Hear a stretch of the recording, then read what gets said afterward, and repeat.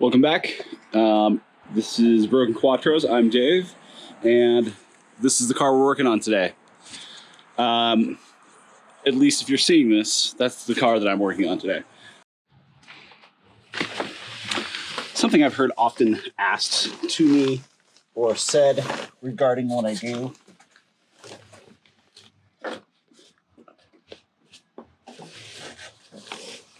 Sorry, let me get this cover off. Okay, awkward angle, but just unbuckling this thing. One of the things that people have often asked me or said, or I don't know, people always wonder, like, oh, like, are you a mechanic? What do you do? How long have you done this? You must know what you're doing, blah, blah, blah, blah, blah. Everything I know about old Audis and cars in general is, I'll call it on-the-job training. Everything I've done is just by doing it. I have no formal mechanic training, nothing I've ever done, no trade schools, no nothing like that. It's just 100% getting your hands dirty. So this is amateur hour. This is not professional people. This is just Dave having a hobby and being too cheap to pay people to do my work. So my advice, get out and wrench. Get out and just start doing it. Get a cheap project car that doesn't matter and fix it. Go to junkyards. Junkyards are awesome. Like, the truth is I'll share a fun little story. So my first Audi was a 1988 Audi 90 10 valve inline 5 car.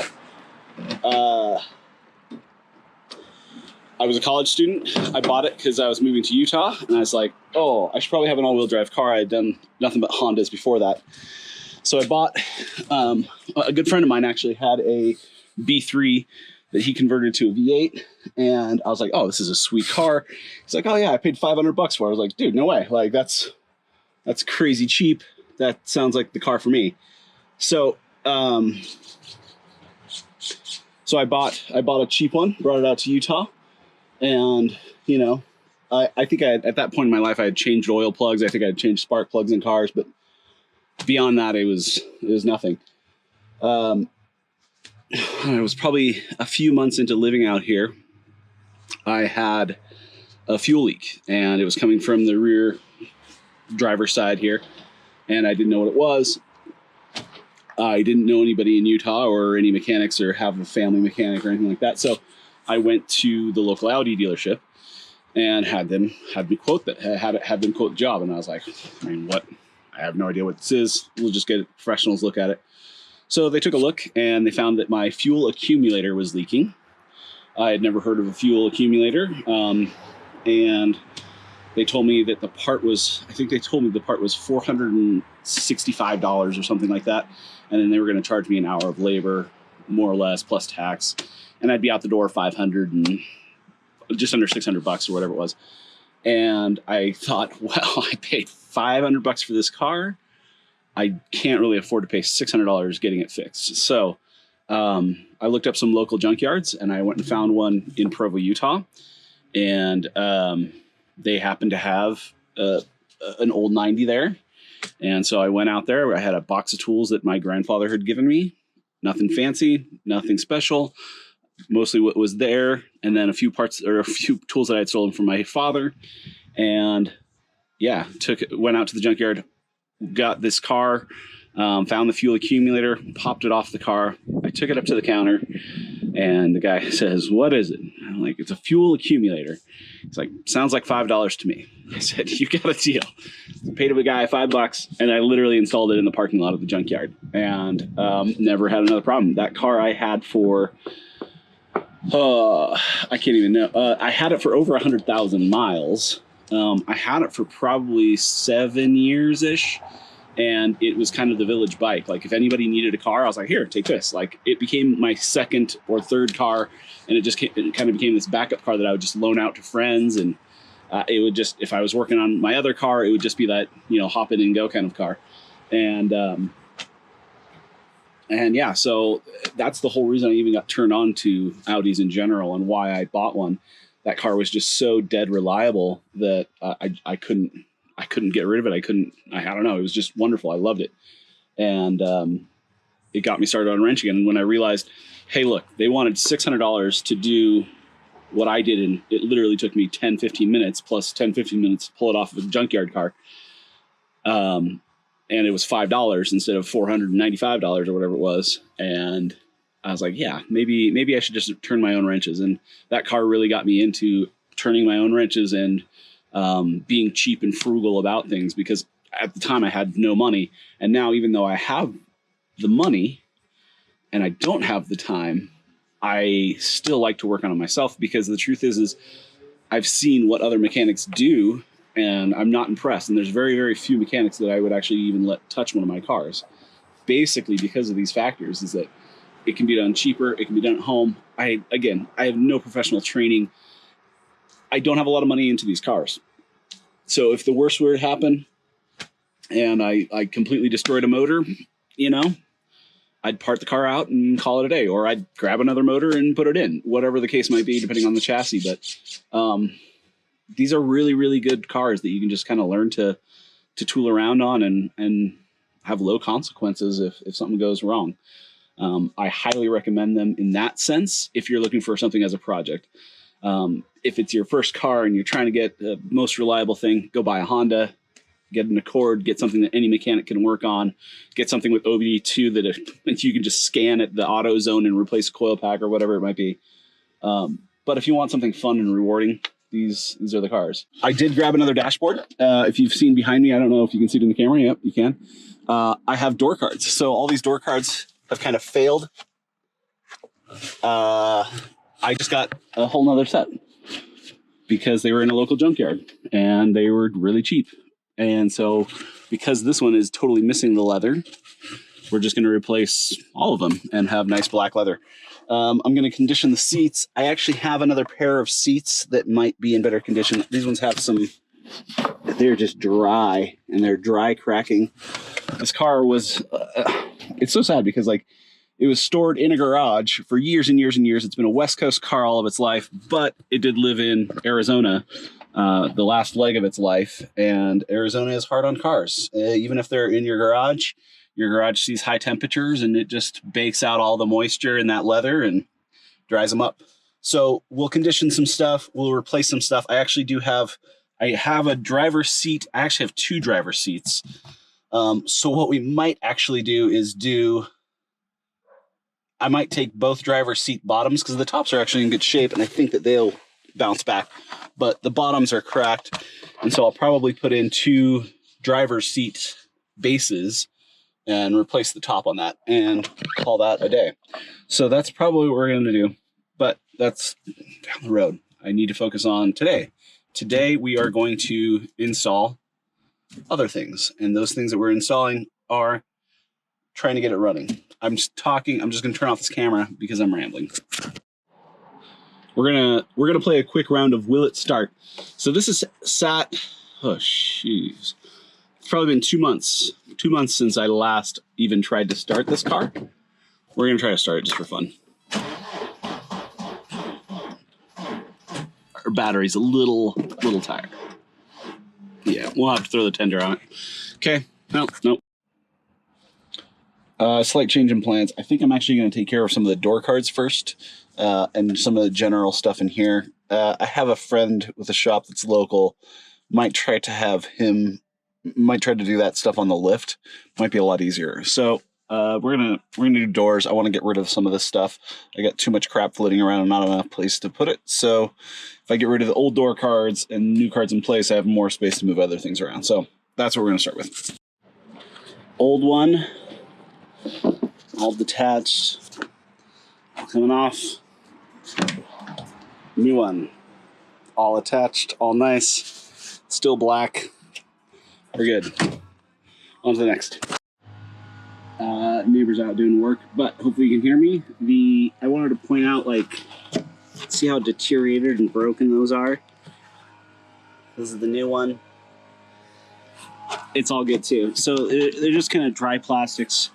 They're beat, and so not only is this happening and this is just blowing in the wind, but the plastics are broken and they're just ill-fitting. So we're gonna replace them and we'll be happy. Okay, I have 3 out of the 4 on. I'm tempted to hold off on the 4th just because it's obviously coming off for other reasons. That door has got to be messed with and adjusted and painted, a bunch of other things. So I might hold off for the moment until that stuff's been done. But these look really good. I'm going to get out some mothers and get them cleaned up and get the rest of the junkyard funk that was on them and toss the old ones. Okay, here's the before. It's kind of dirty. There's lots of miscellaneous little stains and marks. Clean this up. Oh, also, this was kind of funny. So on the other door card, this was the door seal that goes here. It was totally ready to go and failed. So now we have another door seal that's nice and in place. Another benefit to changing out all those door cards. This is after. Not sure if you can really tell, but in person it looks miles different, miles better. No more scuffs, marks. Just super clean and nice. I use this vinyl leather rubber. It gets out a lot of the gunk really, really quickly. Normally I'll follow up with like griots or something like that to kind of keep it nice and keep it protected, but it's very, very nice. It gives it a nice clean feeling, not a sticky residue-y feeling. I think the previous owner, before selling this car, kind of thought, oh, hey, I'll clean up the car really fast.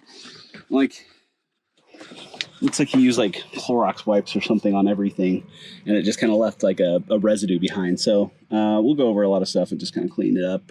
I'm not a detailing person, and this is not a detailing vlog. This is just old Audi stuff, but these are things that you have to deal with when you have an old Audi. So anyway, it all looks really good. Looks nice and clean. Looks like a good new door. So anywho, we'll keep moving.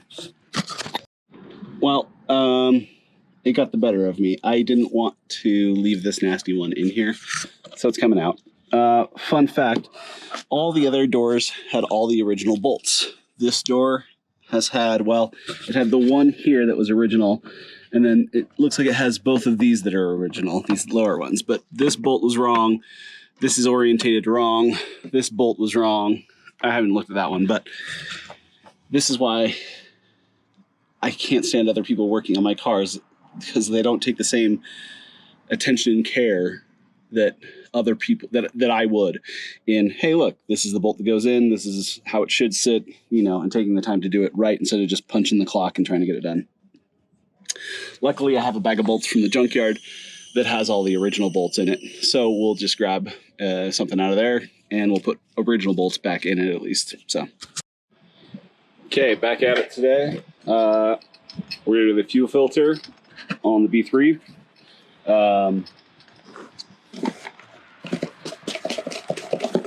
When we replaced the pump, we had some leaks and stuff like that. So we also got new crush washers, a new fuel pump or fuel filter, and we'll get this all installed and yeah, flush some more fuel out maybe. So here we go. Before anyone freaks out, yes, there's a jack. There's also a jack stand underneath it as well. So the jack stand is there too, so don't worry, I'm safe.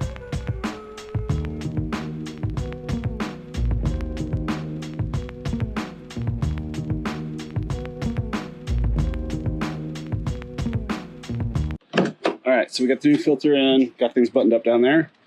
We're gonna prime it a few times and then let it start up. Just turn it off, turn it on. I can hear it priming back there. Get that through the filter a little bit.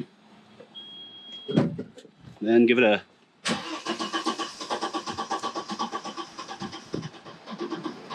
it's getting there. Not quite.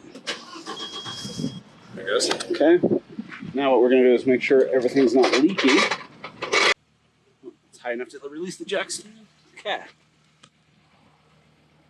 Okay. Everything looks nice and dry here. Nice and dry over here, dry here, and dry here. So I think we're good. Should be happy. Still smells like crap. Wish you could smell it. It's a super, super old fuel. Still in there. Gotta flush it out somehow. Another thing about this car, the fuel gauge was just dropped to 0 and then sat there. I'm assuming it sat without gas for a really long time.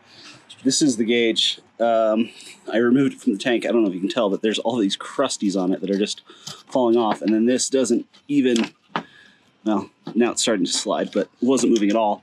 So I'm gonna clean this up, get rid of all this scale that's on it, and then lube it up and see what we can't do and see if it actually wants to work after that. Yeah, like look at this, like just pretty gross.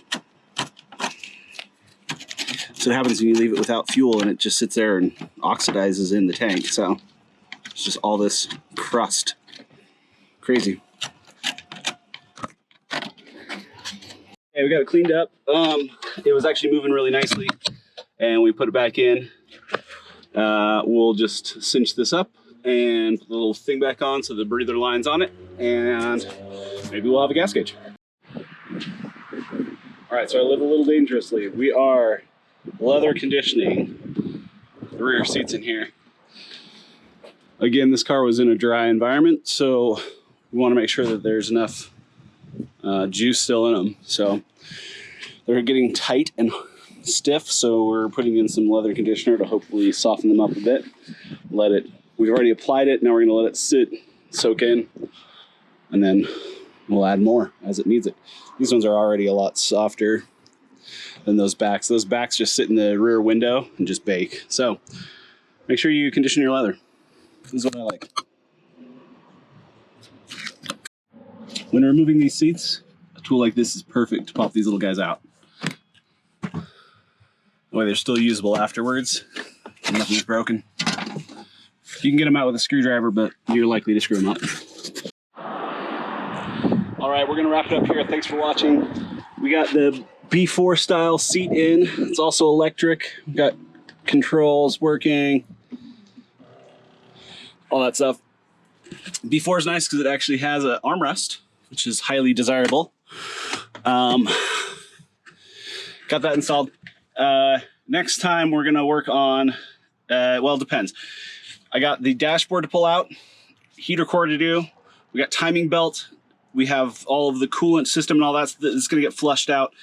And we have the clutch master and clutch slave cylinder to replace. We're gonna go to my buddy Ben's shop for that and do it on the lift because I'm getting old and I don't like working on stuff on the ground. So yeah, till next time, thanks for watching.